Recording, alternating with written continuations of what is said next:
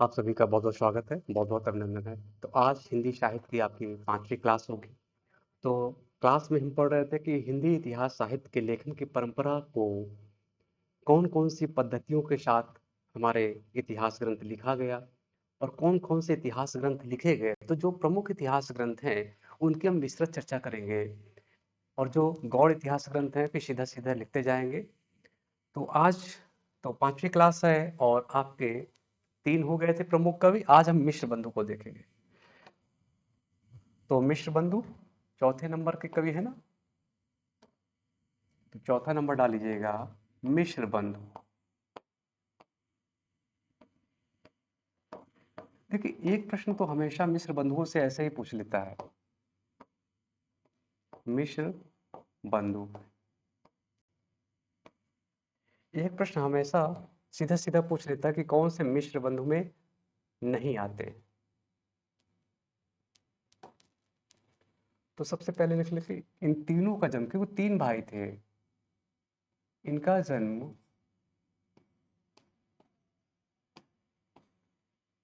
इटौजा लखनऊ में हुआ था।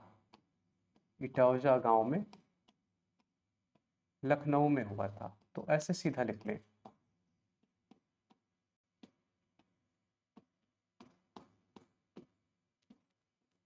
हुआ था।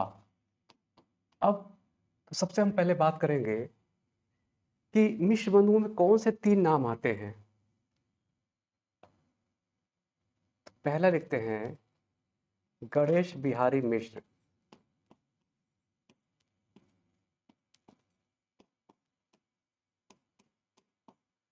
गणेश बिहारी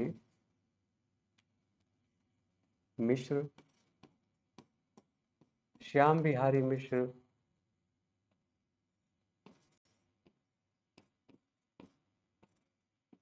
और सुखदेव बिहारी मिश्र।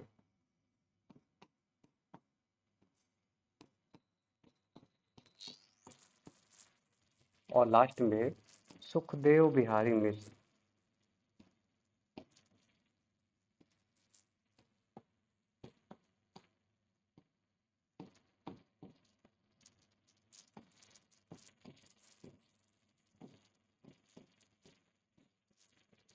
और श्याम बिहारी मिश्र और सुखदेव बिहारी मिश्र, इन्होंने डीलिट की उपाधि और साहित्य वाचस्पति की भी उपाधि धारण की थी। तो इनको कौन कौन से उपाधि मिली थी? तो एक तो इन्होंने डीलिट किया था, कि हो सकता है बहुत गहराई से जाएगा तो प्रश्न बनाएगा। तो डीलिट कौन कौन किए थे? तो श्याम बिहारी मिश्र। और साहित्य वाचस्पति की भी उपाधि थी, साहित्य वाचस्पति।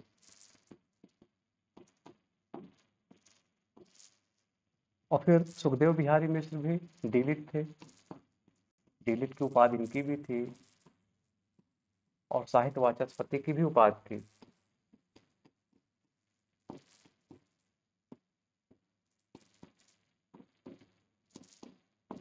तो ये 2 बातें हो गई कि मिश्र बंधुओं में कौन कौन से नाम आते हैं, कौन कौन से नाम नहीं आते हैं। यहाँ से एक प्रश्न जरूर बनाता है। अब सबसे इंपॉर्टेंट चीज है कि इनकी रचना, तो हेडिंग डाल लीजिए इनकी रचना कौन सी है, क्योंकि तीनों भाइयों ने एक साथ लिखा था। और ये भी एक बार प्रश्न पूछा भी गया है कि कौन से मिश्र बंधुओं में आते हैं, कौन से नहीं आते हैं। तो तीनों को रट लीजिएगा, गणेश श्याम सुखदेव। और 2 लोगों ने डीलिट की उपाधि मिली थी और साहित्य वाचस्पति की उपाधि मिली थी, 2 लोगों को।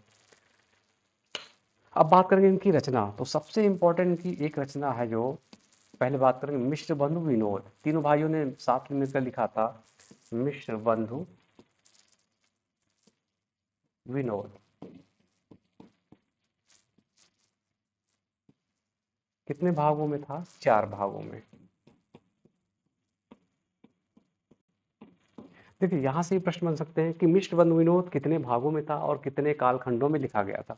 तो 4 भागों में था। अब इसका प्रकाशन वर्ष कैसे कैसे होता है? प्रकाशन वर्ष, तो यहाँ पर लिख लीजिए प्रथम 3 भाग। प्रथम 3 भाग का प्रकाशन, यानी पहला भाग, दूसरा भाग और तीसरे भाग का प्रकाशन 1913 में होता है। तो प्रथम 3 भाग का प्रकाशन होता है 1913 में, यानी पहला, दूसरा और तीसरे भाग का प्रकाशन कब होता है? 1913 में। फिर यहाँ पर नीचे लिख दीजिए चौथे भाग,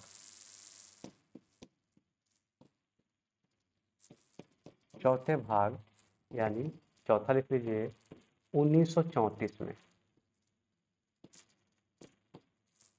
तो चौथे भाग का प्रकाशन क्योंकि 4 भागों में लिखा गया, प्रथम 3 भाग का प्रकाशन होता है 1913 में और चौथे भाग का प्रकाशन होता है 1934 में। अब कितने कवि थे? तो लगभग 5000 यानी 4591 कवियों का इसमें वर्णन है। तो लिख लीजिए कवि। तो 4591 कवि,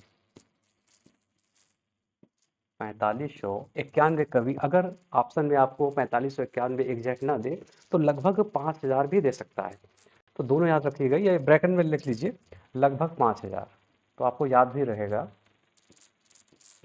लगभग 5000। और किस पद्धति में लिखा गया? तो पद्धति यही डाल लेते हैं,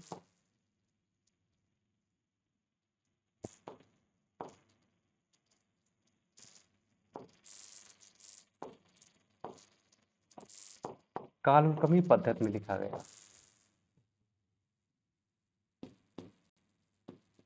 कालक्रमी पद्धति में लिखा गया। तो यहाँ तक पहले मोटी मोटी बातें समझ लीजिए कि मिश्र बंधु कहाँ के, इनका जन्म हुआ था, कहाँ के रहने वाले थे? ये सब लखनऊ के रहने वाले थे, तीनों भाई, जिनका जन्म इटौजा लखनऊ में हुआ था। और कौन से 3 नाम आते हैं? तो गणेश श्याम सुखदेव, जिन्होंने 2 लोगों ने दिलीप की उपाधि भी धारण की थी, उनको दिलीप की उपाधि भी मिला था और साहित्य वाचस्पति का भी उपाधि मिला था। किसको? श्याम बिहारी मिश्र को, सुखदेव बिहारी मिश्र को। इन दोनों विद्वानों को दिलीप की उपाधि मिली थी और साहित्य वाचस्पति की उपाधि मिली थी। रचना इनका मिश्र बंधु विनोद, और हिंदी नवरत्न की बाद में चर्चा करेंगे क्योंकि वहां से भी प्रश्न बनते हैं। तो पहले हम मिश्र बंधु विनोद की चर्चा करते हैं। तो 4 भागों में लिखा गया। प्रथम 3 भाग का प्रकाशन यानी पहला, दूसरा, तीसरे भाग का प्रकाशन होता है 1913 में और चौथे भाग का प्रकाशन होता है 1934 में। अब ये किस पद्धति पर लिखा गया इतिहास ग्रंथ? ये कालानुक्रमी पद्धति पर लिखा गया इतिहास ग्रंथ। कितने कवियों का वर्णन है इसमें? 4591 यानी लगभग 5000 कवियों का वर्णन है। तो यहाँ तक नोट कर लें आप लोग। फिर विशेषता लिखते हैं।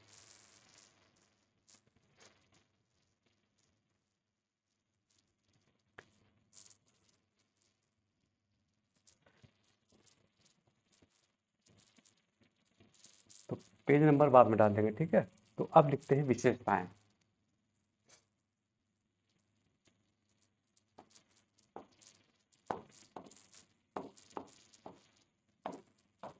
तो पहली विशेषता है कि यह ग्रंथ 2250 पृष्ठों में लिखी गई थी।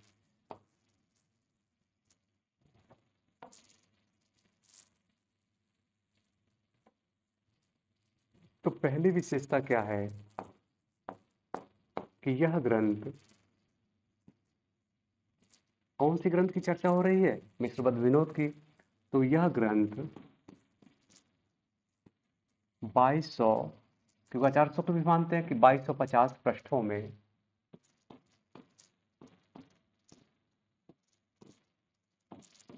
लिखा गया था। तो पहली बात तो ये हो गई कि यह ग्रंथ कितने पृष्ठों में लिखा गया था? 2250 पृष्ठों में। और दूसरी बात, इस ग्रंथ में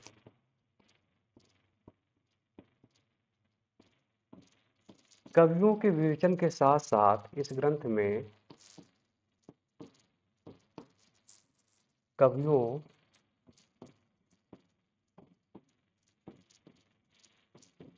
के विवेचन के साथ साथ, यानी इसमें कालानुक्रमी पद्धति में लिखा गया, तो इसमें कवियों के कवियों का जो विवेचन किया गया है उनके साथ साथ और क्या किया गया? तो इस ग्रंथ में कवियों के विवेचन के साथ साथ साहित्य के साहित्य के विविध अंगों पर भी प्रकाश डाला गया है। विविध अंगों पर भी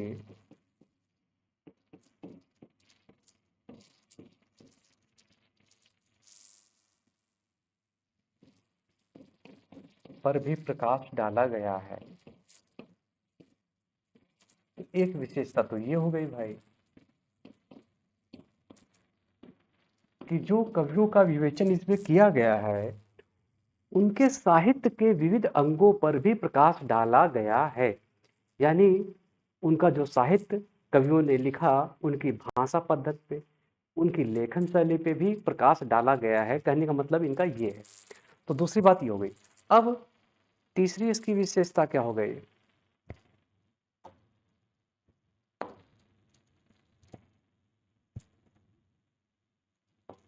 तो तीसरा लिखिए कि मिश्र बंधुओं ने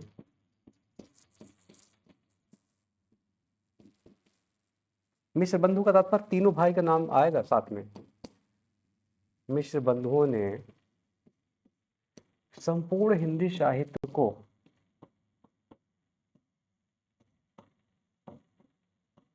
हिंदी साहित्य को 5 कालखंडों में, तो संपूर्ण हिंदी साहित्य को 5 कालखंडों में और 8 उप विभाजन सहित, यानी अगर हम उप विभाजन को भी जोड़ लेंगे तो 8 हो जाएंगे, 8 युग। तो 5 कालखंडों में इसका विभाजन किया गया इस ग्रंथ का। तो मिश्र बंधुओं ने संपूर्ण हिंदी साहित्य को 5 कालखंडों में विभाजित किया है।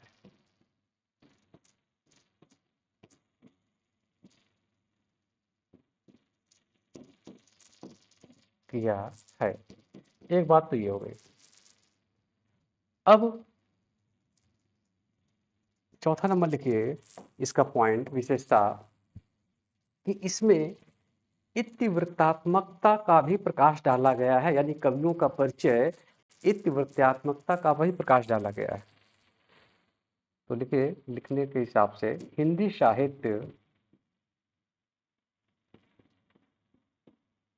साहित्य के इतिहास का, हिंदी साहित्य के इतिहास का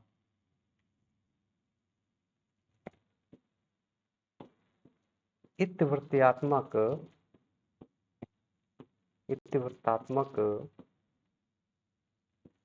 यानी कहने का तात्पर्य है इतिवृत्तात्मक यानी जीवनी की बात करते हैं। तो लिख लीजिए ब्रैकेट में जीवन चरित्र लिख लीजिए, जीवन चरित्र।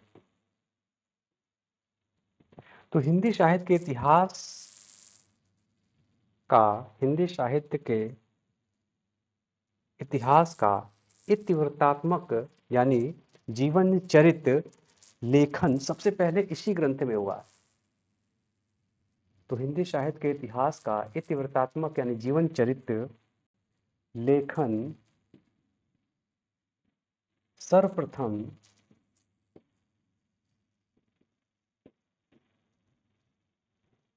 मिश्र, या वो लिख लीजिए मिश्र बंधु विनोद ने किया है। मिश्र बंधु विनोद में हुआ है।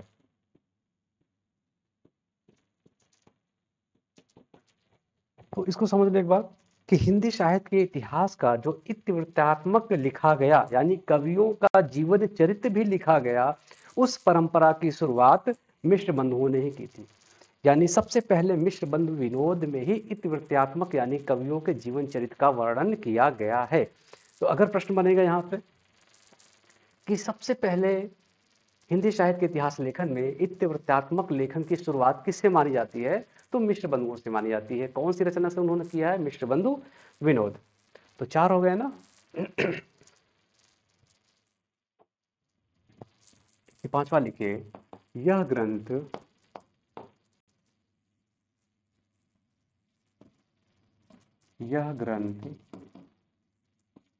नागरी प्रचारणी सभा काशी द्वारा नागरी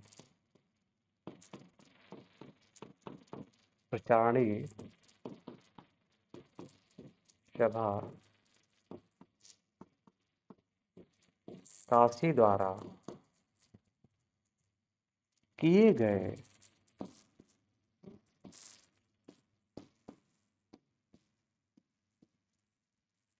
या काशी द्वारा किए गए या चलाए गए, जो अभियान इन्होंने चलाया था ना, हस्तलिखित जो ग्रंथियां थी उनकी खोज के लिए काशी नागरिक प्रचारणी ने एक अभियान चलाया था। तो काशी द्वारा चलाए गए हस्तलिखित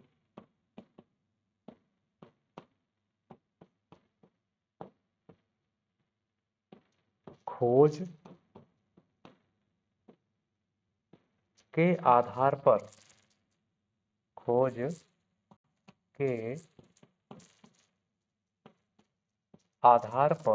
लिखा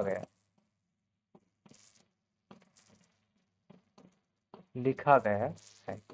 तो यह ग्रंथ जो नागरिक प्रचारणी सभा काशी ने एक अभियान चलाया था कि हस्तलिखित ग्रंथों की खोज रिपोर्ट तैयार करना, तो उस खोज रिपोर्ट तैयार करने के उद्देश्य से जब लिखा गया तो उसी खोज रिपोर्ट को आधार बनाकर ये ग्रंथ लिखा गया। तो यह ग्रंथ जो है काशी नागरिक प्रचारणी सभा काशी द्वारा चलाए गए हस्तलिखित खोज के आधार पर लिखा गया। फिर लिखते हैं छठवां, मिश्र बंधुओं ने, सबसे इंपॉर्टेंट, मिश्र बंधुओं ने, देखिए मिश्र बंधुओं ने हिंदी का प्रथम कवि की बात ही नहीं की। उन्होंने इस ग्रंथ में हिंदी का प्रथम कवि नहीं रखा, लेकिन गोरखनाथ को हिंदी गद्य का प्रथम लेखक स्वीकार किया है। तो ये भी याद रखिएगा, क्योंकि आचार्य शुक्ल ने भी, बच्चन ने भी, हजारी ने भी, बहुत सारे विद्वानों ने, गणपत चंद्र गुप्त ने भी हिंदी के प्रथम कवि की चर्चा की है अपने अपने इतिहास ग्रंथों में। लेकिन मिश्र बंधुओं ने अपने इतिहास ग्रंथ में हिंदी के प्रथम कवि की चर्चा भी नहीं की, बस उन्होंने गोरखनाथ को प्रथम गद्य लेखक स्वीकार किया। तो मिश्र बंधुओं ने अपने इतिहास ग्रंथ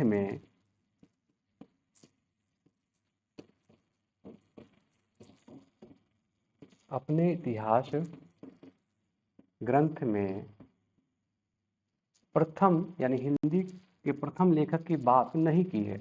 ग्रंथ में हिंदी के प्रथम लेखक की चर्चा नहीं की है,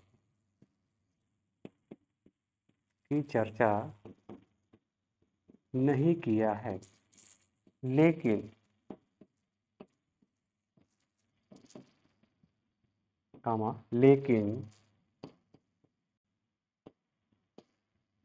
इन्होंने इसने मिश्र बंधुओं ने इन्होंने हिंदी का प्रथम गद्य लेखक, हिंदी का प्रथम गद्य लेखक किसको माना है? गोरखनाथ को। चर्चा नहीं किया है, लेकिन इन्होंने हिंदी का प्रथम गद्य लेखक गोरखनाथ को माना है। तो सबसे बड़ा आपका विशेषता यही हो गया, गोरखनाथ को माना है।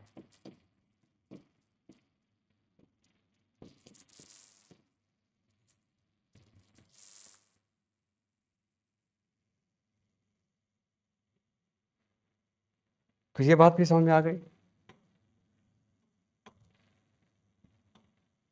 यानी मिश्र बंधुओं ने अपने इतिहास ग्रंथ में हिंदी का प्रथम लेखक किसी को नहीं माना है, लेकिन हिंदी का प्रथम गद्य लेखक गुरु गोरखनाथ जी को माना है। अब अगला विशेषता है, शुक्ल ने, आचार्य शुक्ल की बात हो रही है, शुक्ल ने इस ग्रंथ को क्या कहा है? इस ग्रंथ को बड़ा भारी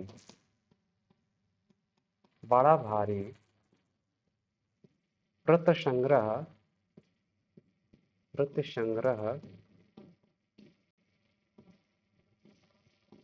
तथा मिश्र बंधुओं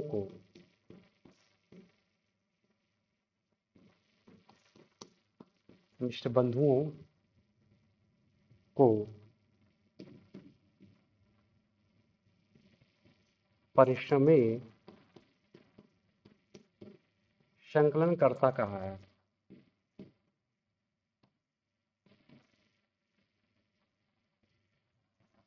संकलनकर्ता कहा है। तो ये बात हो गई। थोड़ा सा और ऊपर करते हैं, एक दो पॉइंट और लिख लेते हैं।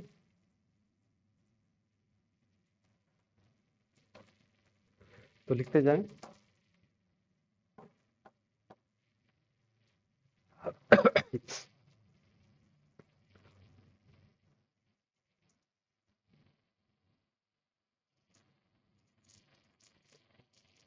और आचार्य शुक्ल ने एक बात कही है, तो लिख लें 8वां पॉइंट, डाल लीजिए हेडिंग आचार्य शुक्ल ने।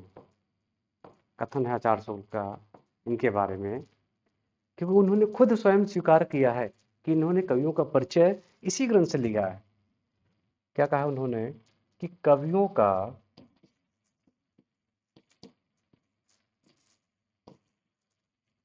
परिचयात्मक विवरण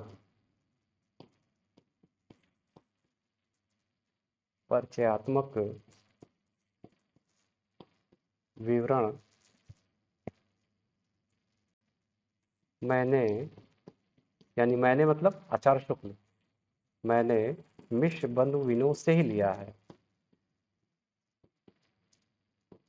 मिश्र बंधु विनोद से लिया है। तो उन्होंने खुद ये बात कही है। क्या कहा कि कवियों का परिचयात्मक विवरण मैंने मिश्र बंधु विनोद से ही लिया है। तो एक ये विशेषता हो गई। अब एक लास्ट विशेषता और लिखते हैं, 9वां,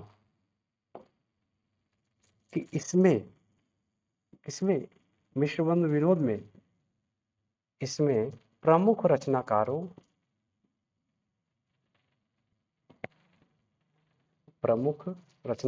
का वर्णन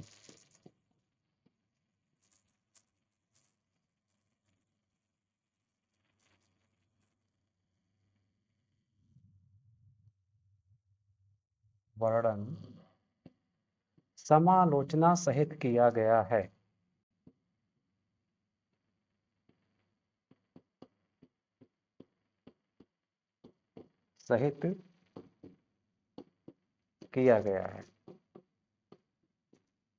देखिए ध्यान दीजिएगा कि जो प्रमुख रचनाकारों का वर्णन है, उनका वर्णन तो उन्होंने समालोचना सहित किया गया है, लेकिन जो गौड़ रचनाकार हैं, जो गौड़ कवि हैं, तो किया गया है। लेकिन ये तथा लिख लीजिए, लेकिन हटा दीजिए, तथा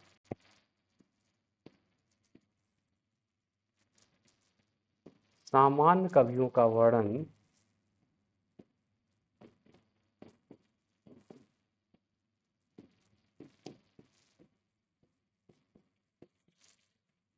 संक्षिप्त रूप से किया गया है। संक्षिप्त रूप से किया गया है। ठीक है, तो ये चर्चा हो गई। थोड़ा सा रिकॉल करते हैं और समझते हैं एक बार।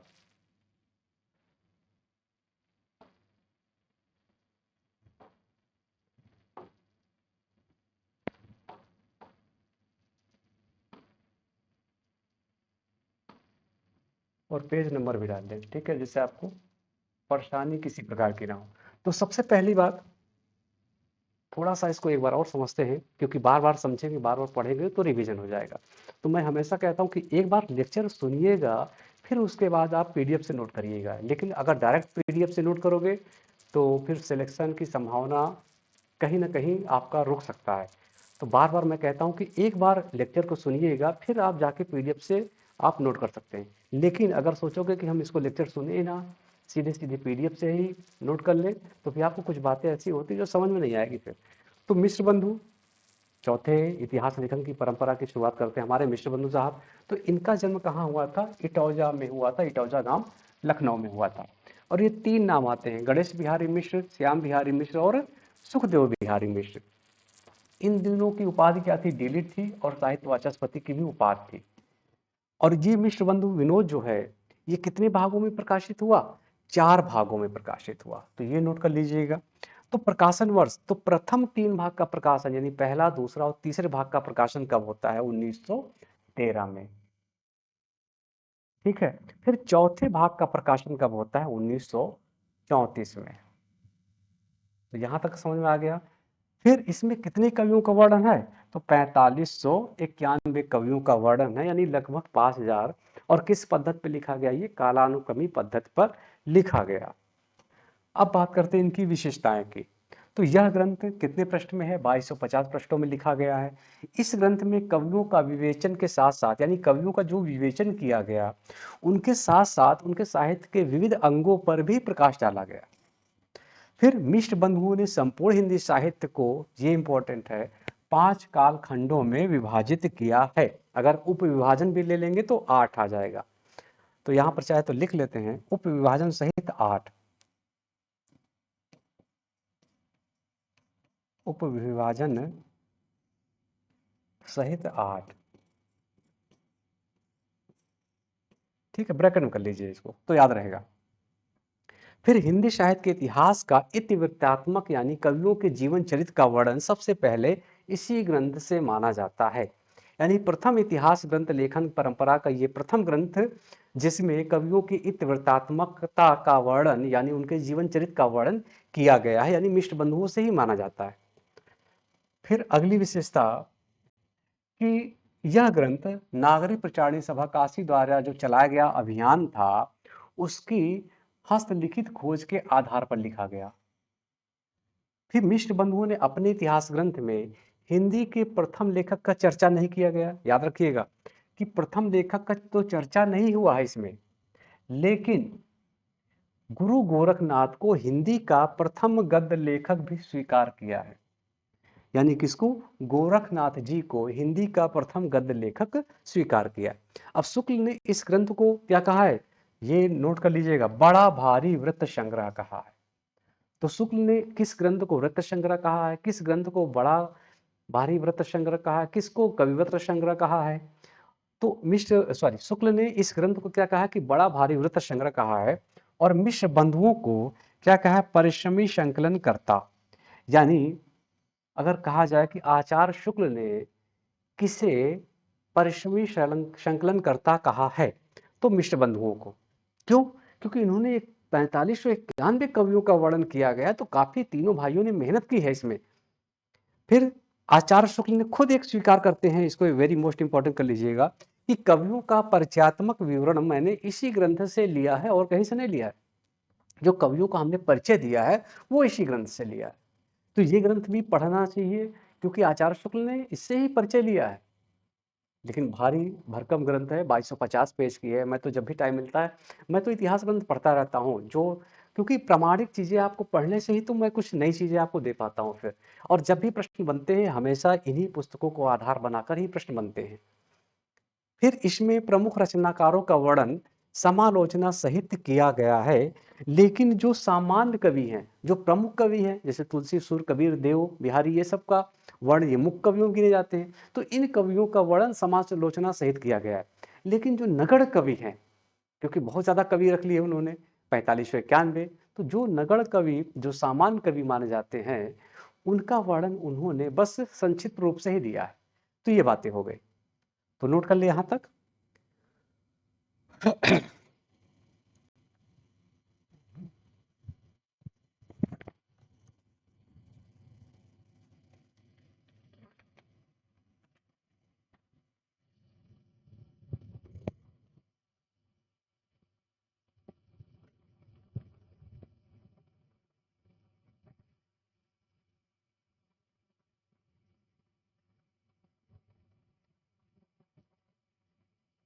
तो कौन सा पेज था ये? पेज नंबर डाल देते हैं। तो ये पहला पेज था, ये दूसरा पेज, तीसरा पेज,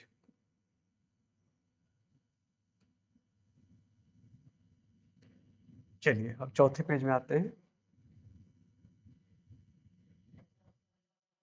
अब इनका एक जो इम्पोर्टेंट ग्रंथ और कौन सा है आलोचनात्मक ग्रंथ, हिंदी नवरत्न, वेरी मोस्ट इंपॉर्टेंट है, बराबर हिंदी नवरत्न से प्रश्न बनता है। तो लिखते हैं हिंदी नवरत्न। दूसरा ग्रंथ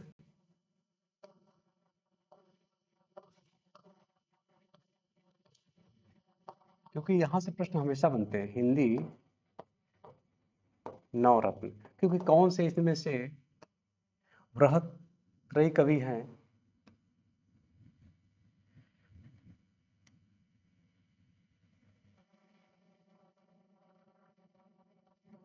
तो इनका दूसरा इतिहास ग्रंथ लिखिएगा, ये भी मिश्र बंधुओं का ही है, कहीं तो लिख दे प्रकाशन वर्ष।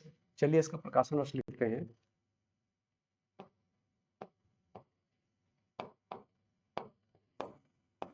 प्रकाशन वर्ष 1910 ईस्वी।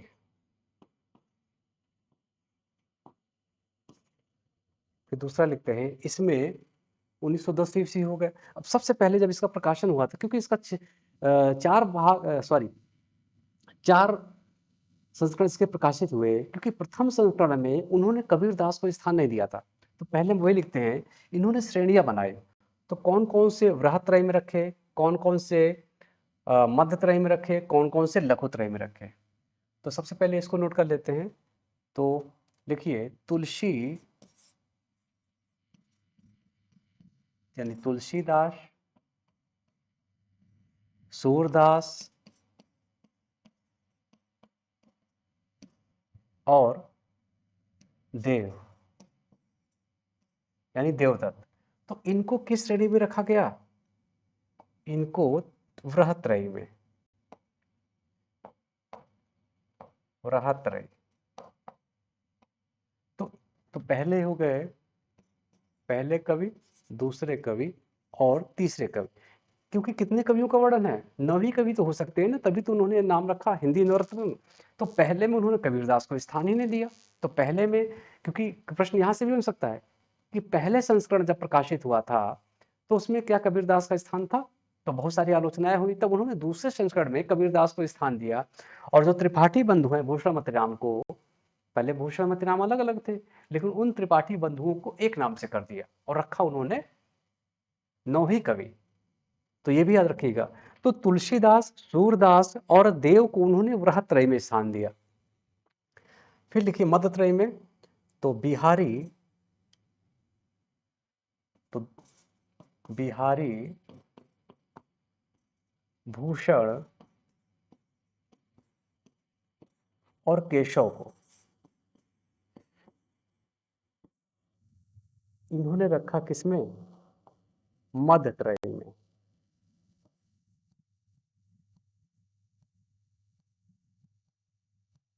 मध्यत्रयी तो 3 हो गए, यानी 4, 5 और 6। फिर मतिराम,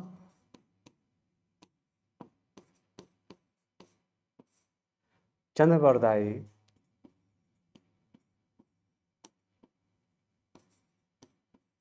और भारतेंदु हरिश्चंद्र, भारतेंदु हरिश्चंद्र को इन्होंने लघुत्रयी में रखा। तो यहां लिख लीजिए लघुत्रयी। तो यहां से देखिए प्रश्न बन सकते हैं। तो 4, 5, 6, 7, 8 और ये 9। तो हिंदी नवरत्न में वृहत्त्रयी में कौन आते हैं, या लघुत्रयी में कौन आते हैं, या मध्यत्रयी में कौन आते हैं, यहां से बहुत गहराई से जाएगा तो यहां से प्रश्न बना सकता है भाई। ठीक है, बात समझ में आ रही ना। तो हर एक चीज को समझना है हमें। अब हम लिखेंगे ट्रिक, या नोट करके यहां लिख लेते हैं कि कबीरदास जी को किस में संस्करण में शामिल किया गया। तो देखिए कबीरदास जी हैं, नहीं है कबीरदास जी, यानी प्रथम संस्करण में जो उन्होंने इसका प्रथम संस्करण निकाला था, प्रकाशित किया था, उसमें कबीरदास को तो स्थान ही नहीं दिया। तो अगर यहाँ से प्रश्न बनेगा कि कबीरदास को किस संस्करण में स्थान दिया, तो दूसरे संस्करण में, यानी जब आलोचना हुई तो उन्होंने दूसरा संस्करण, तो यहाँ पर नोट बना के लिख लीजिएगा, हिंदी नवरत्न के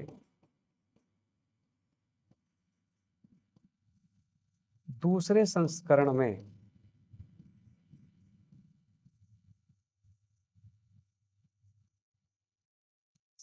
में कबीरदास जी को शामिल किया। कबीरदास जी को शामिल किया।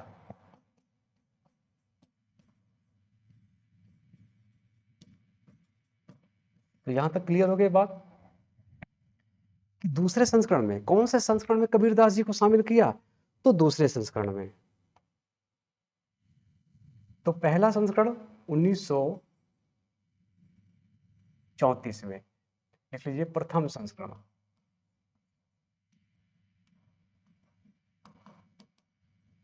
तो देखिए यहां पर ध्यान दीजिएगा कि हिंदी नवरत्न लिखा कब गया, लेकिन जब 4 संस्करण इसके प्रकाशित हुए, लिखा गया 1910 में, लेकिन जब 4 संस्करण इसके प्रकाशित हुए तो प्रथम संस्करण 1934 में, फिर दूसरा संस्करण 40 में, 1940 में दूसरा संस्करण प्रकाशित हुआ,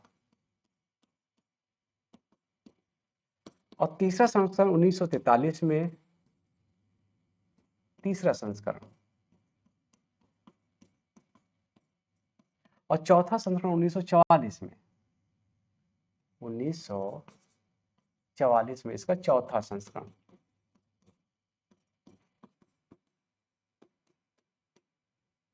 तो यहाँ मतराम कितने पे, 7वें पे थे ना, चलिए यहाँ कर लेते हैं।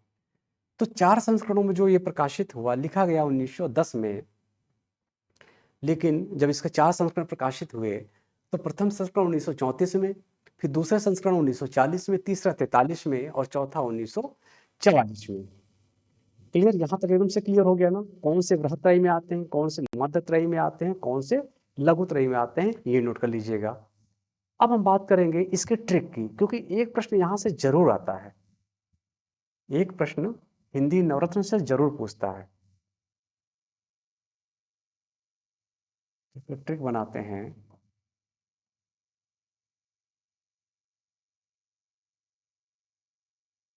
तूसु देवी एक देवी रहती हैं, तूसु एक देवी रहती है, तूसु, तूसु नाम की देवी, और वो पथभ्रष्ट हो जाती है कि हम किसको चाहते हैं, अपने भक्तों को चाहते हैं कि अपने परिवार को चाहते हैं। एक ट्रिक बनाने का एक तरीका मैं बता रहा हूँ, बाकी कोई इसका अनथा मत लीजिएगा। तूसु देवी के का चाहती, कबीरदास जी को चाहते हो, या अपने परिवार को चाहते हो, या तुलसीदास जी को चाहते हो, यानी तूसु देवी के का चाहती। अब देखिए कैसे बनाता हूँ ट्रिक। तूसु देवी के का चाहती, ये ट्रिक है, तूसु देवी के का चाहती। तो इसको लिख लीजिएगा ट्रिक, याद करने का ट्रिक, क्योंकि यहां से एक प्रश्न हर हाल में पूछा जाता है, हर एग्जाम में ये प्रश्न आपको मिलेगा कि कौन से मिश्र बंधु में नहीं आते। तो अब देखिए, तू से क्या हो गया जी, तू से तुलसीदास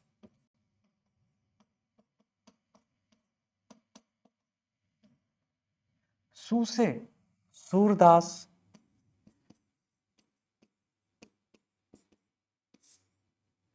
फिर दे से देव, से बिहारी,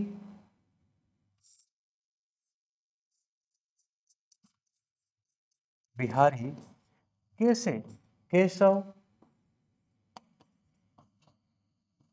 का से कबीर,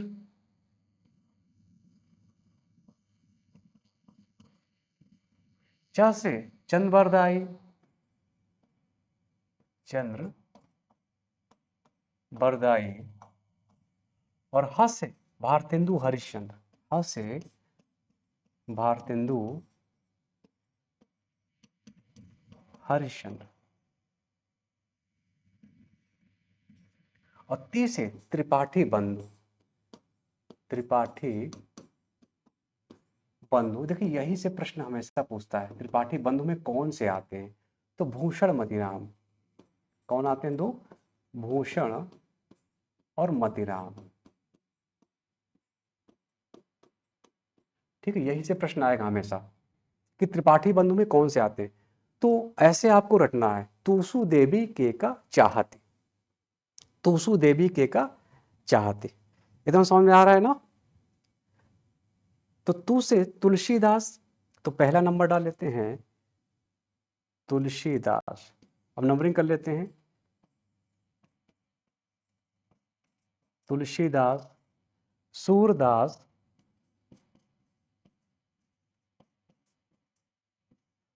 तुसु देवी, देव। तो ये सब हो गए वृहत्रयी में ना।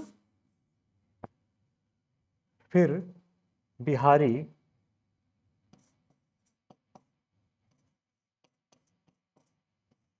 फिर केशव, केशवदास, फिर कबीरदास,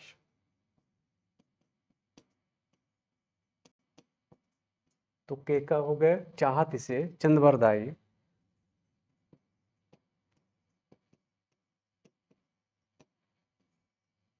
ह से भारतेंदु हरिश्चंद्र।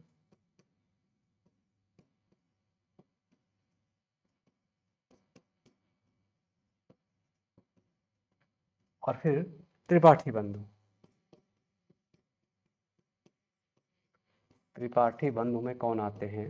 भूषण मतिराम।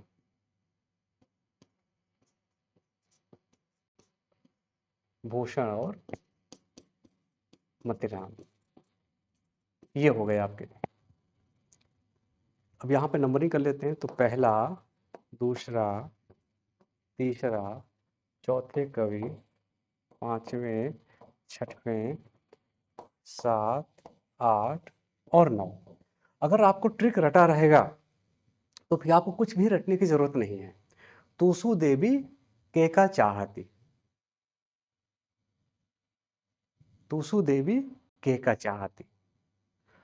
अब अगले जो इतिहास लेखन की परंपरा की शुरुआत करते हैं, आपके आचार्य Shukla ji. Very most important है, इनसे हमेशा प्रश्न आता है। कौन सा पेज था ये? तीसरा था।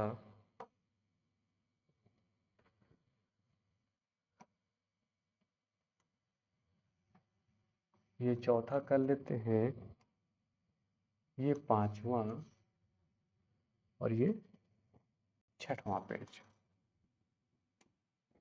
सातवां, और एक और पेज ले लेते हैं, आठवां पेज।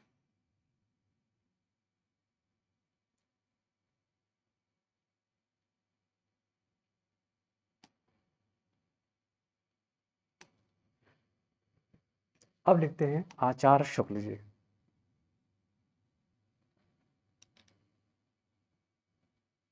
पांचवें नंबर थे ना ये,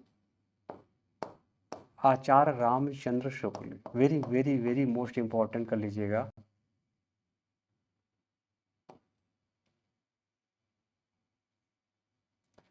आचार्य रामचंद्र शुक्ल। कहाँ इनका जन्म हुआ था? बस्ती में हुआ था ना, अगौना गांव में। रामचंद्र शुक्ल।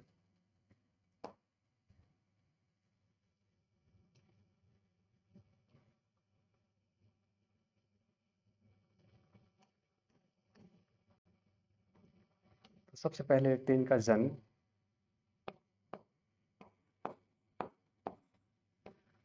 11 अक्टूबर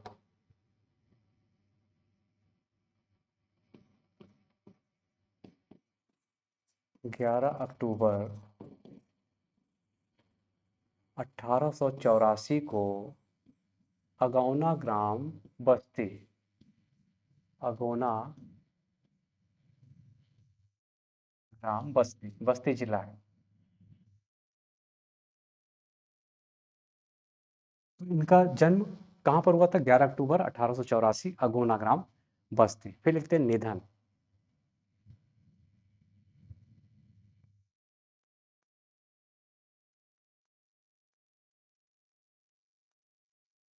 2 फरवरी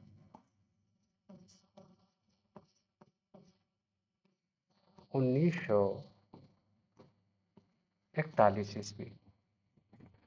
फिर इनकी माता का नाम निवासी था, माता निवासी।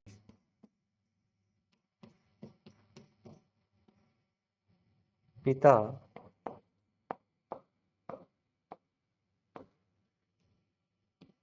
चंद्रबली शुक्ल।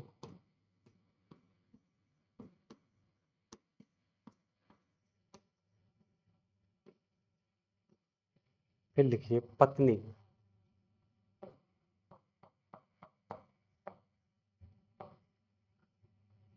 सावित्री देवी।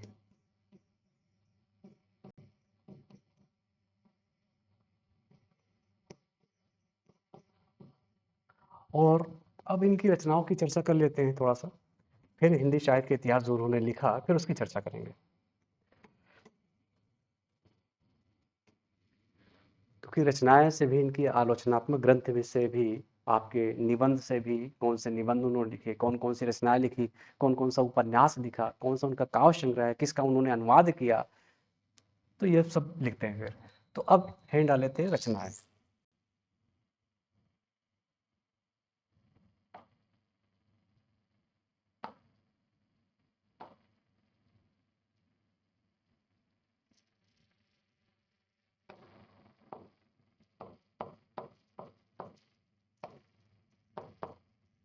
रचनाएं तो सबसे इम्पोर्टेंट उनका हिंदी साहित्य का इतिहास, जो 1929 में लिखा उन्होंने।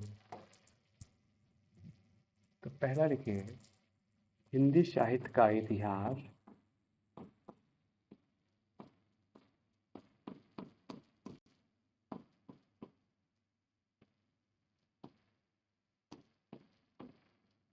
इतिहास 1929। देखिए 1929 में इसका प्रकाशन हुआ था, लेकिन ये लिख के तैयार कब हुआ था? 1927 में ही लिख डाले थे, क्योंकि इसकी भूमिका बड़ी हो गई थी। क्योंकि शब्द हिंदी शब्द सागर की भूमिका से इसको लिखना स्टार्ट किया, और हिंदी साहित्य के विकास नामक शीर्षक से। और जब इसकी भूमिका जब बड़ी हो गई, तो इसको पुस्तकाकार के रूप में प्रकाशित करते हैं 1929 में। यहाँ तक समझ लीजिएगा इस बात को। ठीक है, क्योंकि भूमिका से प्रश्न बनता है, किस शीर्षक से उन्होंने लिखा था, ये भी प्रश्न बनेगा। तो इसकी चर्चा हम लास्ट में करेंगे, अभी सिर्फ इनकी रचनाएं लिखेंगे। तो हिंदी साहित्य का इतिहास 1929। फिर लिखते हैं रस मीमांसा। रस मीमांसा ये सैद्धांतिक समीक्षा इसमें है, तो या तो ब्रैकेट में लिख लीजिएगा। इसकी इन्होंने सैद्धांतिक समीक्षा किया है।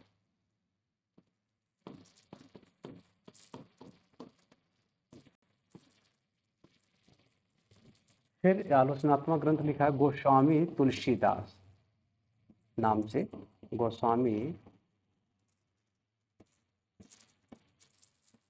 तुलसीदास।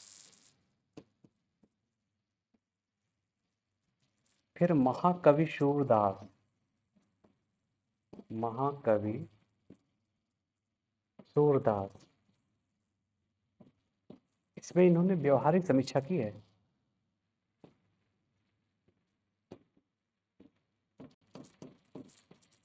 व्यवहारिक समीक्षा। फिर लिखा है आलोचनात्मक ग्रंथ, सॉरी निबंध, चिंतामणि। चिंतामणि 4 भाग का प्रकाशन हुआ था ना, तो चारों भागों से पूछता है कौन इसके संपादक थे। चिंतामणि ब्रैकेट में लिखिएगा, निबंध है ये।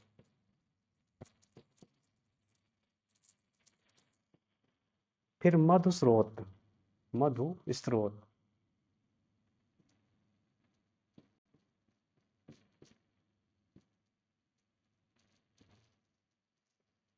तो लिख लीजिए पहला, दूसरा, तीसरा, चौथा, पांचवा, छठवां, और लिखते हैं अभी।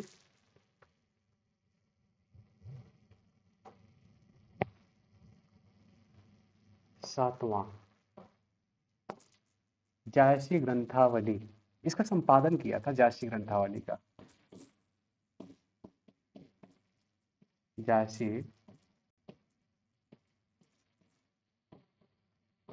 ग्रंथावली। फिर देखिए बुद्ध चरित, वेरी मोस्ट इंपॉर्टेंट कर लीजिएगा, आठवां, बुद्ध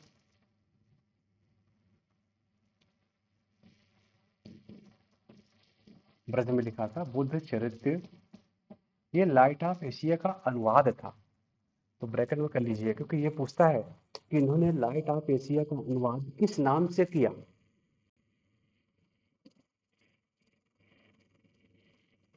लाइट ऑफ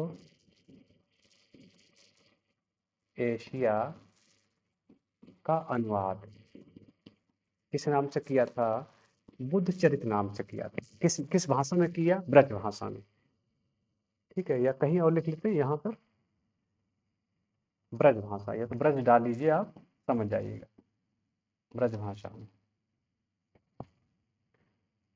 फिर नौवां लिखिए, नागरी प्रचारणी पत्रिका। नागरी प्रचारणी पत्रिका।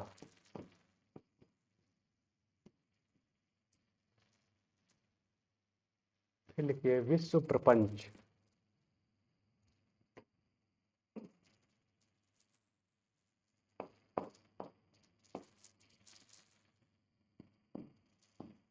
विश्व प्रपंच। फिर आदर्श जीवन।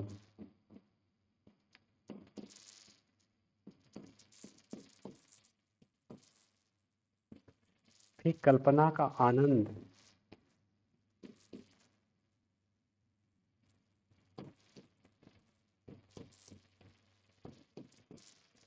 और एक इनका उपन्यास है शशांक, ये भी अनुदित है, उपन्यास लिखे वो भी अनुदित। शशांक, ये उपन्यास कर लीजिएगा ब्रैकेट में, उपन्यास, जो बांग्ला से अनुदित था, ये बांग्ला से अनुदित।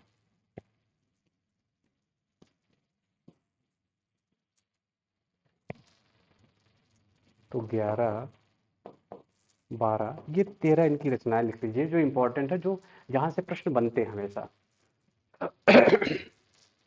पानी में।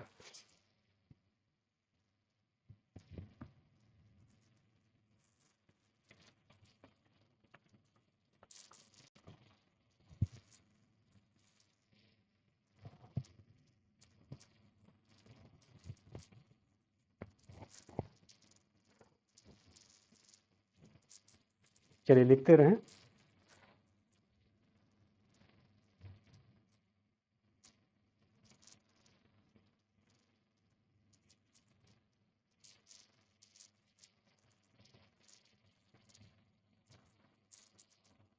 अब देखते हैं इनका जो मेन सबसे इंपॉर्टेंट ग्रंथ है, हिंदी साहित्य का इतिहास।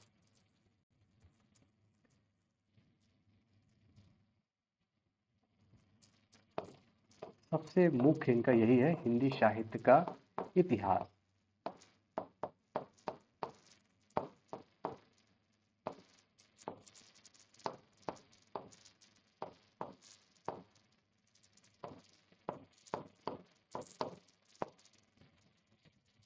तो इसका प्रकाशन वर्ष 1900 लिखिए,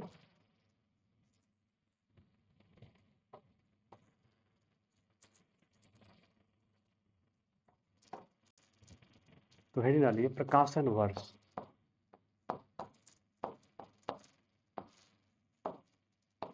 यानी पुस्तकाकार के रूप में प्रकाशित कब हुआ? 1929 में। अब संस्था लिखिए, यानी किस संस्था से प्रकाशित हुई थी? तो नागरी प्रचारणी सभा काशी।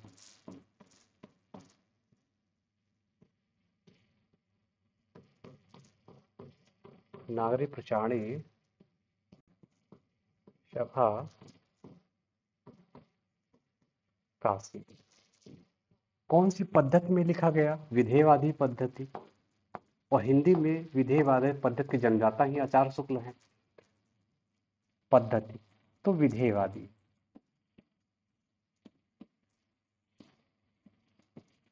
कितने कवियों का वर्णन है इसमें? कवि 997।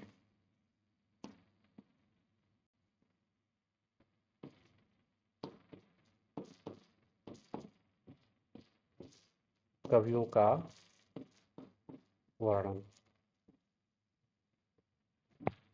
तो ये बातें हो गई मोटी मोटी। अब इनकी लिखते हैं विशेषताएं। तो चलिए विशेषताएं, यहां से एक पहली विशेषता तो आ ही जाएगी।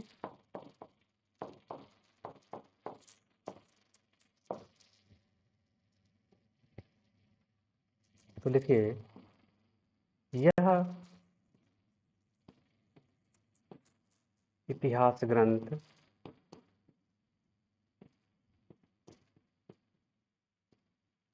विधेयवादी पद्धति में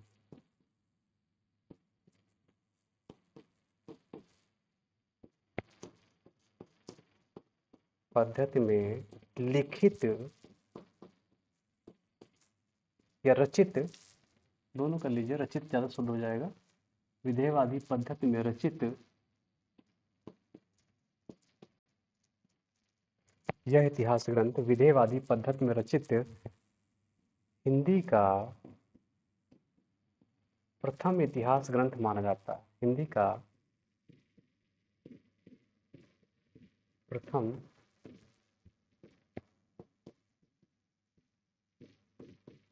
इतिहास ग्रंथ माना जाता है।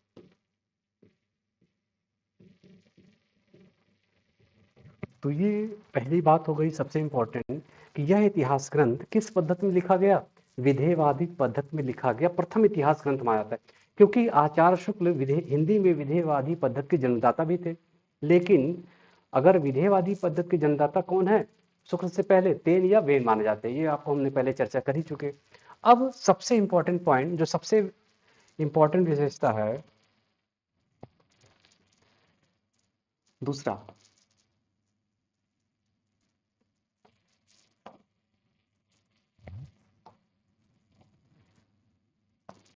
यह इतिहास ग्रंथ हिंदी शब्द साहित्य, यह इतिहास ग्रंथ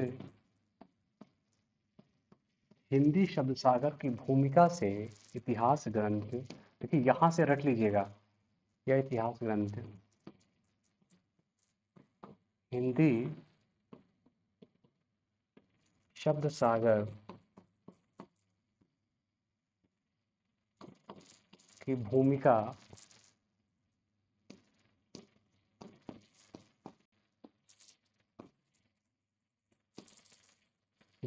से या भूमिका में, हिंदी शब्द सागर की भूमिका में हिंदी साहित्य के विकास, हिंदी साहित्य के विकास नामक शीर्षक से लिखा गया। विकास नामक शीर्षक से लिखा गया था। शीर्षक से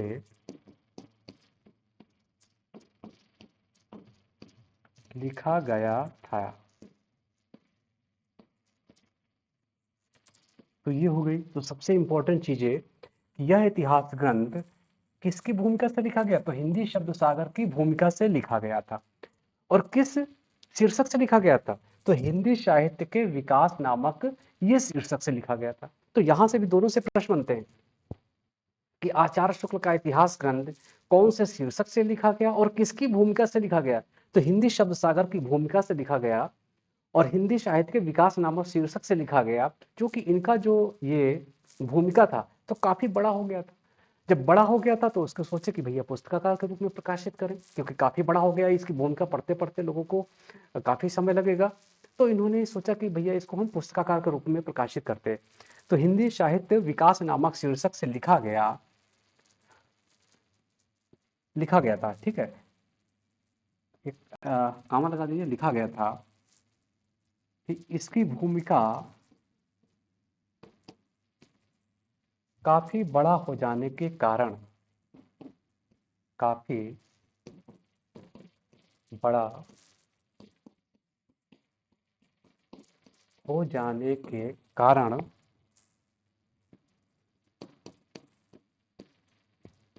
इसे पुस्तकाकार के रूप में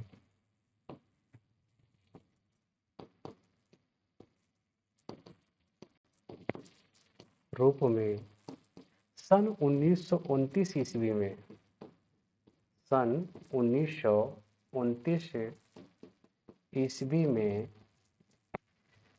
हिंदी साहित्य के इतिहास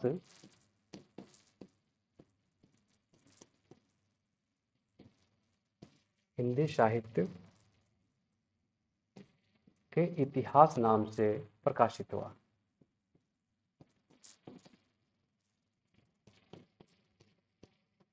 नाम से प्रकाशित हुआ।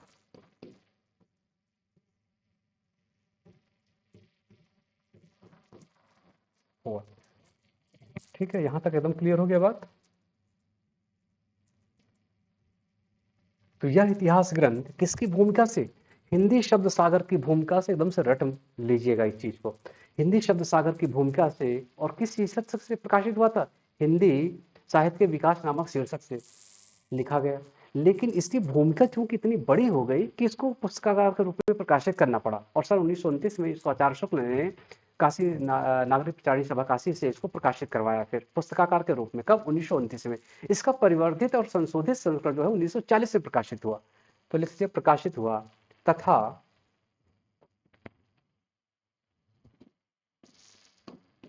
तथा इसका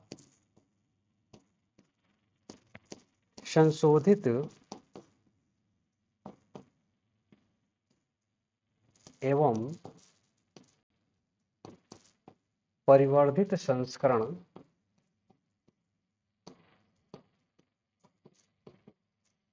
सन 1940 में प्रकाशित हुआ। सन 1940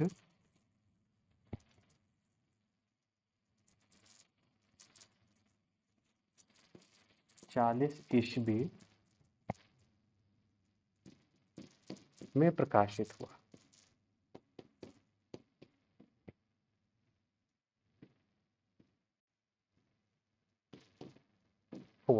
ये बात हो गई। एक बात और लिखते हैं, थोड़ा सा जगह है, पेज है इसमें, तो एक बात और लिखते हैं। इसका आरंभ उन्होंने किससे किया, इस ग्रंथ का आरंभ सिद्धों की वाणियों से किया। तो ये भी इंपॉर्टेंट है, चलिए लिख लीजिए। या पहले लिखते हैं कि भूमिका है ना, तो भूमिका में कौन से योगदान थे, किन किन विद्वानों का। हाँ चलिए पहले इसको कर लेते हैं, एक मिनट, चलिए अगले ही पेज में करते हैं।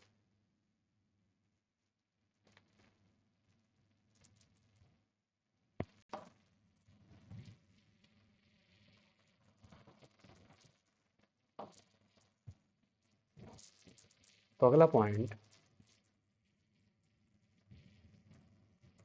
कौन सा पॉइंट होगा, दूसरा, तीसरा। तो लिखिए, हिंदी शब्द सागर की भूमिका में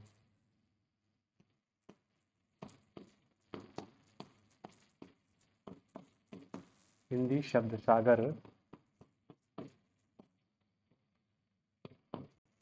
की भूमिका में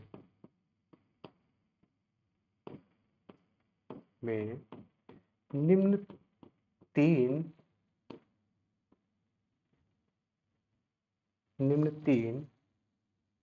कवियों का,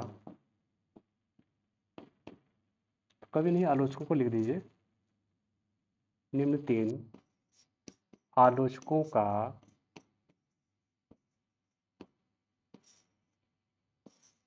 योगदान था।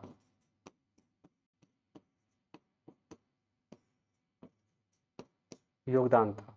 तो पहला यही डालते, पहले कौन है?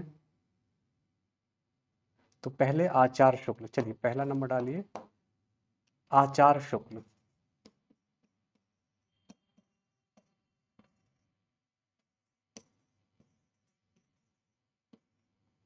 और दूसरे श्याम सुंदर दास।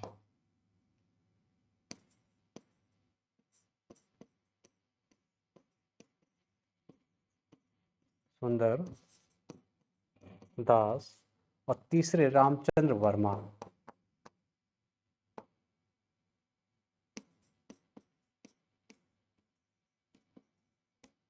रामचंद्र वर्मा। देखिए, तीन लोगों का विशेष योगदान था, लेकिन अगर बात की जाएगी कि हिंदी शब्द सागर की भूमिका में सर्वाधिक योगदान किसका था, तो श्याम सुंदर दास जी का। तो यहीं पर ये तो बना लीजिए पॉइंट, सर्वाधिक योगदान।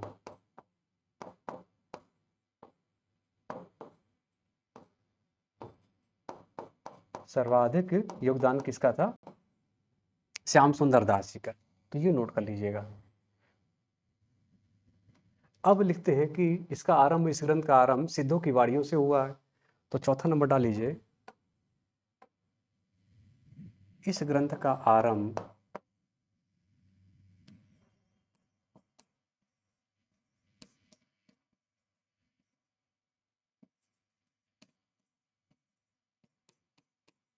आरंभ सिद्धों की वाणियों से हुआ है।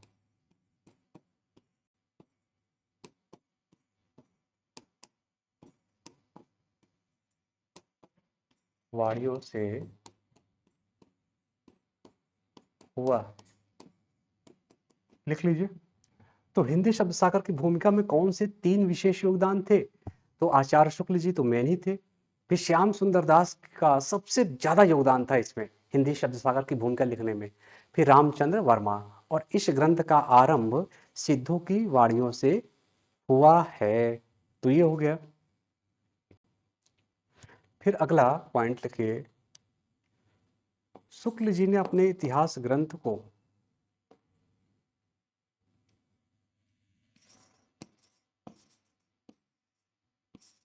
शुक्ल जी ने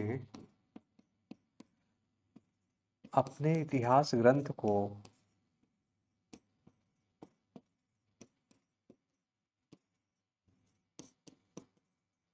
ग्रंथ के 900 वर्षों के इतिहास को 900 वर्षों के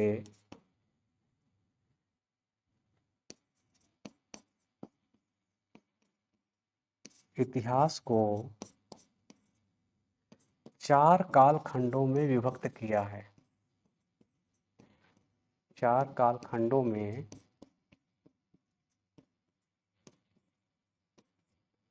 विभक्त किया है।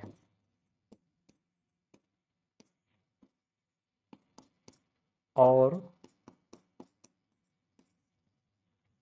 सभी कालखंडों का दोहरा नामकरण किया है।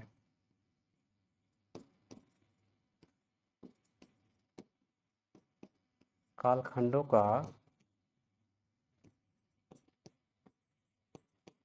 दोहरा नामकरण किया है।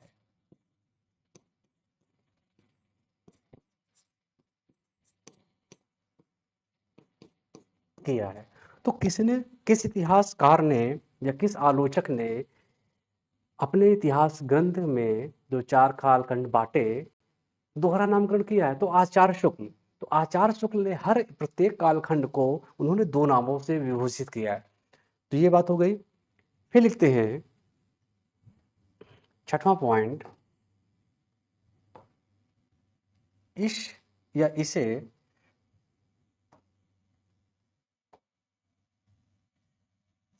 इसे सही अर्थों में,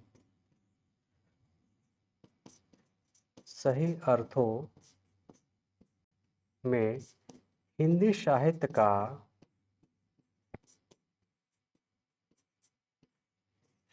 का पहला प्रामाणिक इतिहास ग्रंथ माना जाता है। प्रामाणिक इतिहास ग्रंथ माना जाता है।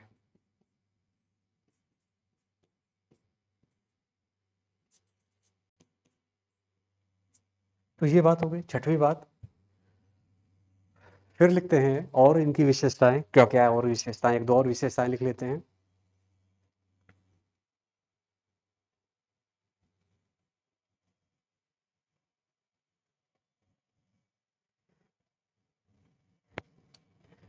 फिर लिखते हैं इस ग्रंथ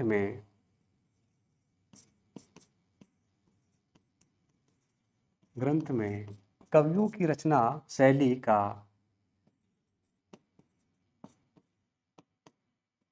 कवियों की रचना एवं शैली का रचना कामा शैली का वैज्ञानिक विवेचन किया गया है। वैज्ञानिक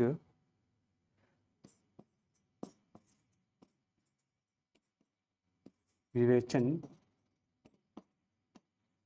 किया गया है। तो ये बात हो गई,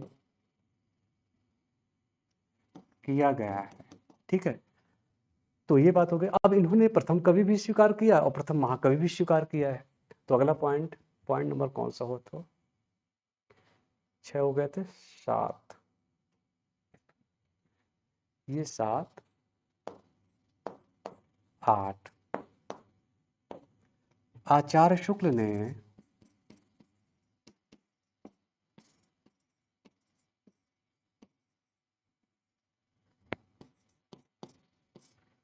मुंज, राजा मुंज या भोज को हिंदी का प्रथम कवि, हिंदी का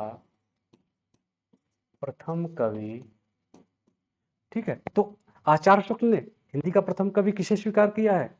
मुंजिया भोज को स्वीकार किया है हिंदी का प्रथम कवि। और चंद्रवरदाई को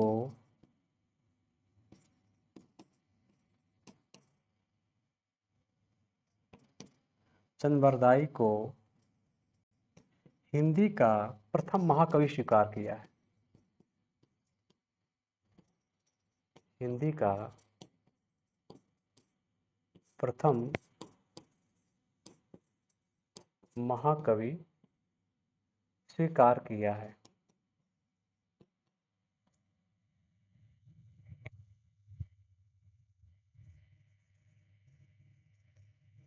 किया है। तो ये बात हो गई। क्योंकि आज देखिए, अब यहां से समझिएगा, यहां से आपको गलत नहीं करना है कभी, क्योंकि बहुत सारे बच्चे समझ नहीं पाते और प्रश्न को गलत करके चले आते हैं। अब यहाँ देखिए, प्रथम कवि, देखिए प्रथम कवि और प्रथम महाकवि, यही समझना है हमें कि आचार्य शुक्ल ने हिंदी का प्रथम महाकवि किसे माना है? तो चंद्रवरदाई को माना है। जल्दबाजी में हमें प्रश्न को पढ़ना नहीं है, हमें समझना है कि कवि पूछ रहा है या महाकवि पूछ रहा है। तो प्रथम महाकवि चंद्रवरदाई को माना है, लेकिन कवि की चर्चा उन्होंने किसको की है? भोज या मुंज को की है। तो ये चीज समझ लीजिएगा। तो आचार्य शुक्ल ने मुंज या भोज को प्रथम कवि, यानी मुंज या भोज को प्रथम कवि स्वीकार किया है, और चंद्रवरदाई को उन्होंने प्रथम महाकवि स्वीकार किया है। तो यहां तक एकदम क्लियर हो गया? किसी को कोई डाउट हो तो बताएं।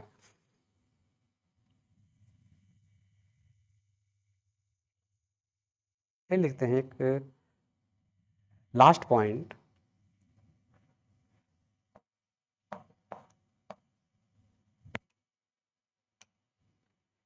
इन्होंने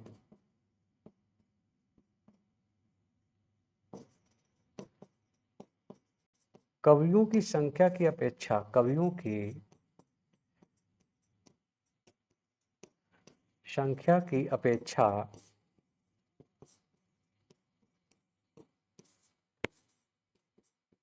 उनके साहित्य का